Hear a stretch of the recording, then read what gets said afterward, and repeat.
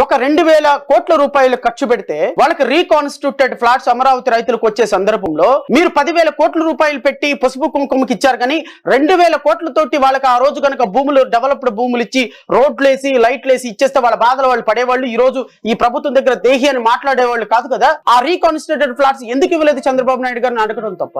వాడెవడో పేటిఎం కుక్క ఛాలెంజ్ కి రెడీ అంట, చర్చకి నేను రెడీ సిద్ధం, నువ్వు డేట్ చెప్పు, టైం చెప్పు, ఏ ఛానల్లో చెప్పు, నేను వస్తా సిద్ధం. చంద్రబాబు నాయుడు గారు తెలుగుదేశం పార్టీ ఏం చేసింది అమరావతికని నువ్వు ఛాలెంజ్ చేస్తున్నావు కదా. నీ నీ నీ నీ నాలెడ్జ్, నా లీగల్ నాలెడ్జ్ ఛాలెంజ్ చేస్తున్నాం రా. ఏ చర్చకు వద్దాం రా. ప్రజలకు అన్యాయం చేసేటువంటి పార్టీకి కొమ్ము కాసే పేటిఎం కుక్కలు మీరు నా గురించి మాట్లాడతారా? వ్యవస్థ కోసం 200 మంది అభ్యర్థుల్ని డాక్టర్ బిఆర్ అంబేద్కర్ వారసుల్ని అసెంబ్లీకి పార్లమెంట్ కి పంపించాలి అని ప్రతి రోజు ప్రతి క్షణం ప్రతి నిమిషం రోజుకి 18 గంటలు కష్టపడుతూ ఇక్కడ కూర్చొని రాజ్యాంగ వ్యవస్థలని అవపాసన పట్టి న్యాయమూర్తిగా రిజైన్ చేసి బయటకు వచ్చి ఈ రోజు స్వతంత్రంగా 20 కోట్ల రూపాయలు ఖర్చు పెట్టి నా సొంత నా బిడ్డలకు పెట్టాల్సినటువంటి సంపాదనతో రాష్ట్ర ప్రజలకు సేవ చేస్తున్నా నేనెక్కడ? పేటిఎం కుక్కలుగా సాయంత్రానికి డబ్బులు తీసుకుని వెళ్ళిపోయే మీరెక్కడ?